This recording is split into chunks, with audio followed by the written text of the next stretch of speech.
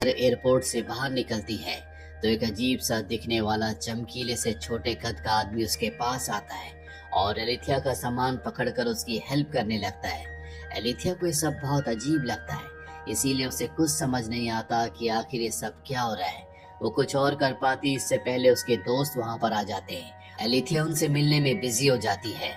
फिर जब एलिथिया कार में बैठकर एयरपोर्ट से जाने लगती है तो सिर्फ उसी स्ट्रेंजर के बारे में सोच रही थी और अपने दोस्त को भी उसके बारे में बताती है। लेकिन उसके दोस्त समझ नहीं पाते कि आखिर वो किस चीज के बारे में बात कर रही है। तभी उसका एक दोस्त अचानक से मजाक करते हुए कहता है कि तुम इस्तांबुल में हो और हो सकता है कि कोई जिन तुम्हारे पीछे पड़ गया हो। जिसके बाद सारे लोग हंसी मजाक में एलिथिया की बातों को इग्नोर कर देते हैं। एक लंबी जर्नी के बाद एलिथिया वहां पहुंच जाती है जहां उसको लेक्चर देना है। वहां एलिथिया और उसके दोस्त दुनिया में होने वाले नेचुरल डिजास्टर्स पर लेक्चर देते हैं। इस लेक्चर में बहुत सारे लोग आए हुए थे। यहाँ पर सब कुछ ठीक चल रहा था, लेकिन जब एलिथिया लेक्चर दे रही होती है तभी उसको ऐसा लगता है कि शायद वहाँ पर कोई स्ट्रेंजर मौजूद है जो उसे घूर रहा है, जो इंसान कम और घोस्ट ज्यादा लग रहा होता है। तभी अचानक वो स्ट्रेंजर एलिथिया के ऊपर अटैक कर देता है, जिससे एलिथिया बहुत ज्यादा घबरा जाती है और वहीं पर बेहोश हो जाती है। जिसके बाद उसके दोस्त उसकी हेल्प करते हुए उसे वहां से उठाकर ले जाते हैं। खैर अब पता चलता है कि एलिथिया बीमार है। उसे कुछ दिनों से ऐसी चीजें दिखाई देती है जो कि रियलिटी में एग्जिस्ट नहीं करती और ना ही उसके अलावा वो चीजें किसी और को दिखाई देती है। एलिथिया को भी लगता है कि वो बीमार है और वो भी इस बीमारी से परेशान हो चुकी है। अगले दिन एलिथिया इस्तांबुल घूमने के लिए जाती है। घूमते घूमते उसकी नजर एक बहुत ही पुरानी एंटीक शॉप पर पड़ती है। उस शॉप में काफी सारे एंटीक्स और पुरानी चीजों का कलेक्शन मौजूद होता है, जहां उसको एक बहुत ही पुरानी एंटीक बोतल पसंद आ जाती है। जिस पर शॉपकीपर उसे बताता है कि इस बोतल की खास बात ये है कि इसमें से अक्सर खून निकलता है और वो उसको बेचने के लिए उस बोतल की बहुत बड़ाई करने लगता है। लेकिन एलिथिया उसकी बातों पर विश्वास नहीं करती। वो सोचती है कि ऐसा कैसे हो सकता है कि एक बोतल में से खून निकले। एलिथिया एक प्रोफेसर होने के नाते हमेशा से कुछ नया सीखना चाहती थी और अब वो जानना चाहती है कि क्या सच में उस बोतल के अंदर से खून निकलता है। वो उस बोतल के बारे में सोचकर बहुत ज्यादा क्यूरियस हो जाती है, इसीलिए वो उस बोतल को खरीद लेती है और उसे अपने साथ लेकर होटल वापस आ जाती है। और अब होटल में वापस आने के बाद एलिथिया सबसे पहले शावर लेने जाती है और फिर फ्रेश होकर वो उस बोतल के बारे में ही सोचती है। वो अपनी रिसर्च पर काम कर पाती इससे पहले उस बोतल को साफ करने का फैसला करती है। और जब वो उस बोतल को साफ करती है तो उसके अंदर से कुछ अजीब सी चीज बाहर आ जाती है, जिसको देखने पर हमें ऐसा लगता है कि जैसे कि वो कोई सुपर एनर्जी हो। एलिथिया को समझ ही नहीं आता कि क्या हो रहा है। वो एनर्जी धीरे धीरे बड़ी होने लगती है और देखते देखते एक जिन का रूप ले लेती है। दरअसल बोतल के अंदर एक जिन था जो कि अब बाहर निकल चुका है, लेकिन एलिथिया को लगता है कि शायद ये उसकी एक इमेजिनेशन है, इसीलिए वो उस जिन को इग्नोर करती है। ये देखकर जिन बहुत हैरान होता है कि पहली बार कोई इंसान उसे देखकर नहीं डरा। उसको काफी अजीब लगता है क्योंकि आज से पहले जिसने भी उसे देखा था वो बहुत ज्यादा डर गया था, लेकिन एलिथिया को तो कोई फर्क नहीं पड़ा। जिसके बाद जिन की नजर टीवी पर पड़ती है। यहाँ पर पता चलता है कि ये जिन कई 100 सालों से उसी बोतल के अंदर बंद था, जिस वजह से उसको आज की दुनिया बहुत अलग लग रही होती है। जिनके सामने टीवी पर एल्बर्ट आइंस्टाइन का वीडियो चल रहा होता है, जिसको देखकर जिन एलिथिया को विच समझने लगता है, जिसने आइंस्टाइन को कैद करके उस डिब्बे में यानी कि टीवी में पकड़ कर रखा हुआ है। इसीलिए वो आइंस्टाइन को टीवी से बाहर निकालता है और तभी एलिथिया उससे बोलती है कि ये सब साइंस की वजह से हुआ है और ये टीवी भी एक साइंस का हिस्सा है। जिसके बाद उसको इलेक्ट्रोमैग्नेटिक फील्ड के बारे में समझाने लगती है, जिस पर वो जिन कहता है कि मैं इलेक्ट्रोमैग्नेटिक फील्ड के बारे में पहले से जानता हूँ और मैं खुद भी इलेक्ट्रोमैग्नेटिक पल्स से ही बना हुआ हूँ। जिसके बाद जिन एलिथिया से पूछता है कि तुम कौन हो और तुम मुझे देखकर डरी क्यों नहीं। जिस पर एलिथिया उसको अपने बारे में बताती है कि मैं एक प्रोफेसर हूँ और ना डरने वाली बात पर उसे बताती है कि उसको एक बीमारी है। वो बताती है कि बचपन में मेरे साथ एक हादसा हुआ था जिसमें मेरी पूरी फैमिली की मृत्यु हो गई, जिसके बाद मैं बिल्कुल अकेली हो गई। अकेलेपन की वजह से मैंने एक लड़के को इमेजिन करना शुरू कर दिया। जब मैं चाहती हूँ लड़का मेरे पास आ जाता और जब मैं चाहती हूँ मुझसे दूर हो जाता। धीरे धीरे मेरी इमेजिनेशन काफी स्ट्रांग हो गई और उस लड़के के लिए इमेजिनेशन बदल गई, जिससे वो बहुत ज्यादा रूड हो गया। मुझे धीरे धीरे भयानक चीजें दिखाई देने लगी और इसीलिए मैं तुमसे नहीं डरी, क्योंकि मुझे लगा कि तुम मेरी एक इमेजिनेशन हो। जिनको उसकी स्टोरी बहुत पसंद आती है वो कहता है कि मैं तुम्हारी कोई भी 3 इच्छाओं को पूरा करूंगा। एलिथिया को अब भी समझ में नहीं आता कि वो जिन उससे क्या कहना चाहता है। वो कुछ बोल पाती इससे पहले जिन एक इंसान का भेष बदल लेता है, जिसके बाद वो एलिथिया के लिए बहुत सारा खाना लेकर आता है। एलिथिया को थोड़ा थोड़ा यकीन होने लगता है कि वो एक असली जिन है, इसीलिए उसने इंसान का रूप ले लिया और पलक झपकते ढेर सारा खाना लेकर आया। एलिथिया जिन से पूछती है, तुम इतनी छोटी बोतल में कैसे आए और कब से उस बोतल के अंदर बंद हो? जिस पर जिन उसको अपनी कहानी बताता है। वो बताता है कि मेरे जिन बनने के पीछे एक ही कारण है कि मैं लोगों की इच्छा पूरी करना चाहता हूँ, पर मैं हमेशा से जिन नहीं था। कभी मैं इंसान हुआ करता था और आज से तकरीबन 3000 साल पहले एक रानी जिसका नाम शीबा था, मैं उसका कजन था, लेकिन मुझे उससे प्यार हो गया।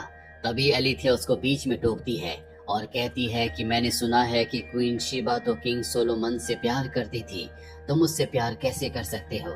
जिन कहता है कि ऐसा ही हुआ था, शीबा भी मुझसे प्यार करने लगी थी, लेकिन जब किंग सोलोमन क्वीन शीबा के लिए उसके किंगडम में आया तो अपने साथ एक म्यूजिकल इंस्ट्रूमेंट लेकर आया था, जिसको प्ले करते ही क्वीन सोलोमन के प्यार में पागल हो गई, जिस वजह से मैं उससे अलग हो गया। दरअसल सोलोमन एक जादूगर था और उसी ने अपने उस मैजिकल इंस्ट्रूमेंट की आवाज से क्वीन को अपने वश में कर लिया था, जिससे कि क्वीन उससे प्यार करने लगी। फिर जब सोलोमन और क्वीन एक दूसरे के करीब आए तो सोलोमन को पता चला कि मैं और क्वीन रिलेशनशिप में थे, जिससे उसे बहुत गुस्सा आया और उसने अपने जादू की मदद से मुझे इस बोतल में बंद करके समंदर में फेंक दिया। मैं 2500 सालों तक उस बोतल के अंदर बंद होकर तड़पता रहा। मैंने वहाँ खुद को आजाद करने की बहुत कोशिश की, लेकिन मैं आजाद नहीं हो सका। एलिथिया को जिन की स्टोरी बहुत ही दिलचस्प लगती है और अब उसको 3 इच्छाओं के बारे में याद आता है जिनको पूरी करने के बारे में जिन ने कहा था। लेकिन वो इच्छा मांगने से पहले जिन से पूछती है कि तुम मुझे बताओ कि एक लड़की का दिल क्या चाहता है। जिन कहता है कि मेरे पास तुम्हारे सवाल का जवाब नहीं है। जिन उससे पूछता है क्या तुम किसी से प्यार करती हो, जिस पर वो कहती है कि बहुत साल पहले जैक नाम के एक लड़के से मैं प्यार करती थी, जो मेरे साथ यूनिवर्सिटी में पढ़ा करता था, लेकिन वो किसी और लड़की के साथ इन्वॉल्व था, इसीलिए मैंने उसे छोड़ दिया। लेकिन अब उसे एहसास होता है कि उसे जिन को अपनी पर्सनल चीजें नहीं बतानी चाहिए। तभी उसको पुरानी कहानी याद आने लगती है, जिसमें उसने पढ़ा था कि अगर जिन किसी की इच्छा को पूरी कर दे तो उसके बाद वो खुश नहीं रह पाता। इसीलिए वो जिन से पूछती है कि ऐसा नहीं हो सकता कि मैं कोई इच्छा ना मांगू। एलिथिया के इतना बोलते जिन तड़पने लगता है, जिससे एलिथिया समझ जाती है कि उसको इच्छा मांगनी पड़ेगी। लेकिन अपनी इच्छा मांगने से पहले वो जिन से आगे की कहानी पूछती है, क्योंकि उसे जिन के बाकी के 500 सालों के बारे में जानना था। जिन बताता है कि उस बोतल के अंदर इतने सालों तक बंद रहने की वजह से उसके ऊपर धूल मिट्टी ने बोतल को पत्थर बना दिया, जिससे वो समंदर के किनारे आ गई। फिर एक दिन वो बोतल एक आदमी को मिली, जिसने उसको महल की दीवार के छेद में लगा दिया। कई दिनों तक मेरी बोतल उसी दीवार में लगी रही। फिर एक दिन गिल्टन नाम की एक लड़की महल की दीवार पर चढ़कर अपने क्रश प्रिंस मुस्तफा को देख रही थी, लेकिन तभी वो नीचे गिर गई और उसके साथ मेरी बोतल भी नीचे गिर गई, जिससे बोतल के ऊपर का बना पत्थर टूट गया। उसके हाथों में मेरी बोतल आ गई, जिससे मैं आजाद हो गया। लेकिन इतने बड़े जिन को देखकर वो बेहोश हो गई। जब उसे होश आया, मैंने उससे 3 इच्छा पूरी करने वाली बात बताई तो उसने कहा कि मैं प्रिंस मुस्तफा से शादी करना चाहती हूँ, इसीलिए मैंने उसकी इच्छा पूरी करने के लिए उसे परी की तरह खूबसूरत बना दिया। जिसके बाद मैंने मुस्तफा पर भी जादू कर दिया ताकि उसे भी ग्लूटन से प्यार हो जाए। और फिर बाद में मैंने और ग्लूटन ने मिलकर उस बोतल को छुपा दिया ताकि कोई उस बोतल तक ना पहुंच सके। मैं महल में रहने लगा, लेकिन एक दिन गिल्टन ने मुझसे कहा कि मेरी दूसरी इच्छा पूरी करो। मैं मुस्तफा के बच्चे की माँ बनना चाहती हूँ। वही मुस्तफा के पिता किंग की दूसरी बीवी, जो कि मुस्तफा की सौतेली माँ है, वो मुस्तफा के खिलाफ किंग को भड़काती है, क्योंकि वो मुस्तफा से बहुत नफरत करती है। और अपनी बीवी के भड़काने की वजह से अब किंग भी मुस्तफा को पसंद नहीं करते, इसीलिए वो अपनी बीवी के बहकाव में आकर किंग अपने बेटे को ही मरवा देते हैं। जिन बताता है कि वहीं दूसरी ओर ग्लूटेन भी काफी घमंड में रहती थी। वो खुद को महारानी समझने लगी थी और मेरे होने की वजह से वो किसी को कुछ नहीं समझती थी, साथ ही सभी से बुरा बर्ताव करती थी। एक दिन मैंने उसकी आखिरी इच्छा पूछी। उसने कहा कि मेरे पास सब कुछ है, मेरे पास किसी चीज की कमी नहीं है, इसीलिए मैं अपनी आखिरी इच्छा तुम्हें बाद में बताऊंगी। और तब मैंने उसे बताया कि किंग ने अपने आदमियों को भेजकर मुस्तफा को मरवा दिया। ये सुनते ग्युल्टन पागल हो गई और रोते हुए पूरे महल में इधर उधर भागने लगी। मैं भी उसके पीछे भागा। मैंने बार बार उससे पूछा कि तुम मुझे अपनी आखिरी इच्छा बता दो। तभी वहाँ पर एक मैजिकल क्रिएचर आया और उसने मुझसे कहा कि मैं किसी को भी इच्छा मांगने के लिए फोर्स नहीं कर सकता। अब वहाँ पर कुछ सिपाही आ गए और उन्होंने ग्युल्टन को पकड़कर पानी में फेंक दिया। सिपाहियों के जाने के बाद मैंने उसको बाहर निकाला, लेकिन तब तक उसकी मृत्यु हो चुकी थी। अब मैं उसकी तीसरी इच्छा पूरी नहीं कर सकता था, इसीलिए मैं उसी महल में फंस गया। ग्युल्टन के अलावा कोई मुझे देख नहीं सकता था। मैं महल में भटकता रहा। मैंने बहुत सारे लोगों से बात करने की कोशिश की, लेकिन कोई भी मुझे महसूस नहीं कर पाता। फिर कई साल बाद मुझे प्रिंस म्यूरेट महसूस करने लगे। मैं उसे वहां ले गया जहां पर मेरी बोतल थी, लेकिन म्यूरेट और उसके भाई ने जैसी बोतल निकाली, उनकी माँ वहां पर आ गई, जो उसे वहां से लेकर चली गई। इसके बाद मुस्तफा के पिता जो कि किंग थे, उनकी मृत्यु हो गई। इसीलिए म्यूरेट को 14 साल की उम्र में किंग बना दिया गया। जब वो बड़ा हुआ तो उसकी जिंदगी सिर्फ जंग लड़ने में बीत गई, लेकिन तब भी वो मुझे महसूस कर सकता था। म्यूरेट का भाई इब्राहिम बहुत ही आलसी था। वो अपनी जिंदगी बड़े मजे से काट रहा था, जिस वजह से म्यूरेट इब्राहिम से नफरत किया करता था। म्यूरेट को एक आदमी कहानियां सुनाया करता। म्यूरेट के साथ साथ मैं भी कहानियां सुनता, लेकिन जब वो कहानी सुनाने वाला आदमी मारा गया तो म्यूरेट पागल हो गया, क्योंकि वही था जो सिर्फ म्यूरेट को खुशी देता था। और अब म्यूरेट के पागल होने के बाद उसकी माँ ने इब्राहिम को राजा बना दिया। और एक दिन जहाँ पर मेरी बोतल रखी हुई थी, वहाँ पर इब्राहिम की एक नौकरानी नहा रही थी, जिसका वजन बहुत ज्यादा था, जिस वजह से मेरी बोतल टूट गई और मैं फिर से बोतल से बाहर आ गया और उस लड़की से 3 इच्छाएं मांगने को कहा। लेकिन वो लड़की बहुत ज्यादा डर गई, इसीलिए उसने मुझसे कहा कि तुम वापस से उसी बोतल में चले जाओ, जिससे मुझे वापस बोतल में जाना पड़ा। जैसे मैं बोतल में गया, उस लड़की ने बोतल को बंद करके वापस से समंदर में फेंक दिया, जहाँ पर मैं फिर से कैद हो गया। और अब दिखाया जाता है कि जिन जो कि एलिथिया को अपनी कहानी सुना रहा है उसके सामने है, पर एलिथिया को अब भी समझ में नहीं आ रहा होता कि वो जिन से अपनी किस इच्छा को पूरा करवाए। इसीलिए वो जिन से उसके बाद की कहानी पूछती है, जिस पर जिन बताता है कि कई सालों के बाद वो बोतल ज़ैफर नाम की एक लड़की को मिली, जो कि 12 साल की थी। उसकी शादी जबरदस्ती एक बूढ़े बिजनेसमैन के साथ हो गई। ज़ैफर अपनी जिंदगी में थोड़ा भी खुश नहीं थी। फिर जिन कहता है कि मैं तुम्हें शुरू से बताता हूँ। दरअसल एक दिन एक मछली के पेट में ज़ैफर के पति को मेरी बोतल मिली, जिसे उसने ज़ैफर को गिफ्ट किया। जिसके बाद ज़ैफर ने मुझे गलती से आजाद कर दिया। और जब मैंने उसकी इच्छा पूछी तो उसने पहली इच्छा में मुझसे नॉलेज मांगी, क्योंकि उसे सीखने का बहुत शौक था। फिर जब मैंने उसकी इच्छा पूरी की तो उसने नॉलेज की मदद से बहुत सारे इन्वेंशंस किए। जिसके बाद मैंने उसकी दूसरी इच्छा पूछी तो उसने कहा कि मुझे मैथ्स की हर एक प्रॉब्लम को सॉल्व करना आना चाहिए। मैंने उसकी दूसरी इच्छा भी पूरी कर दी, जिसकी वजह से वो इलेक्ट्रोमैग्नेटिक फील्ड को समझने लगी। लेकिन फिर बाद में वो बहुत सारी चीजों को इलेक्ट्रोमैग्नेटिक फील्ड में डालने लगी। इसी बीच ज़ैफर से मुझे प्यार हो गया था। मैं नहीं चाहता था कि ज़ैफर मुझसे अपनी आखिरी इच्छा मांगे, लेकिन ज़ैफर की नॉलेज के लिए भूख बढ़ती चली गई। इसीलिए वो आखिरी इच्छा मांगने वाली होती है कि तभी जिन उसको वहीं पर रोक देता है, और जिन की इस हरकत की वजह से वो उससे नाराज रहने लगती है। इस वजह से वो खुद ही बोतल में वापस चला जाता है। और कई सालों के बाद अब वो एलिथिया से मिला है। कहानी वापस प्रेजेंट में आती है। इतनी सारी कहानियां सुनने के बाद एलिथिया को समझ में आ जाता है कि उसको क्या चाहिए।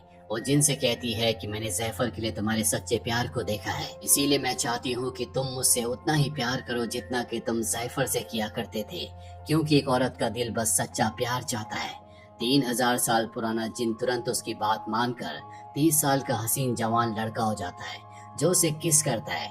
एलिथिया को उसका सच्चा प्यार मिलने के बाद उसका अकेलापन अब दूर हो चुका था और अब वो भी खुश रहने लगी थी। एक दिन एलिथिया जिन को बताती है कि मुझे लंदन जाना होगा, इसीलिए जिन एक छोटी सी बोतल में चला जाता है।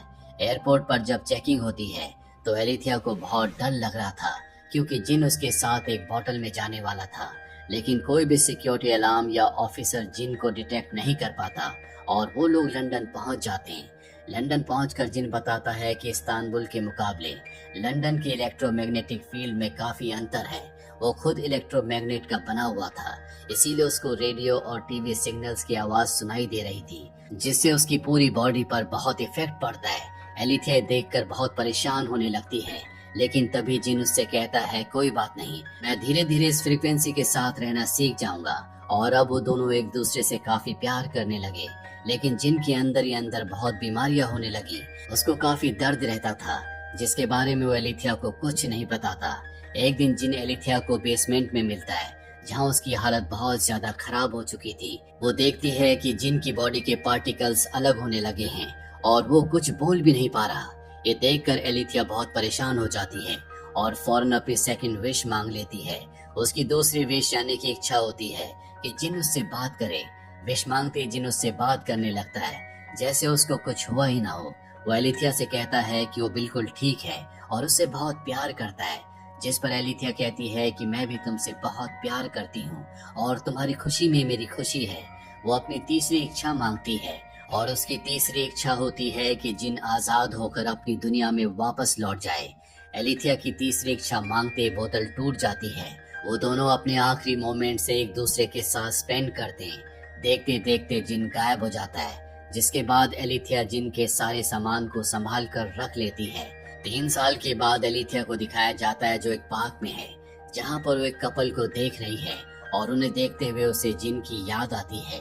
एलिथिया ने इन 3 सालों में अपनी और जिन की स्टोरी के ऊपर एक किताब लिखी थी, जिसका नाम 3000 Years of Longing होता है। जिसके बाद एलिथिया वहाँ से उठकर जाने लगती है, लेकिन तभी जिन वहाँ पर उससे मिलने के लिए आता है। वो दोनों एक दूसरे को देखकर बहुत खुश होते हैं। ये पहली बार नहीं था, ये दोनों एक दूसरे से बहुत प्यार करते हैं, इसीलिए जिन अक्सर एलिथिया से मिलने आता रहता है। इसी के साथ ये फिल्म, ये कहानी यहीं पर खत्म हो जाती है।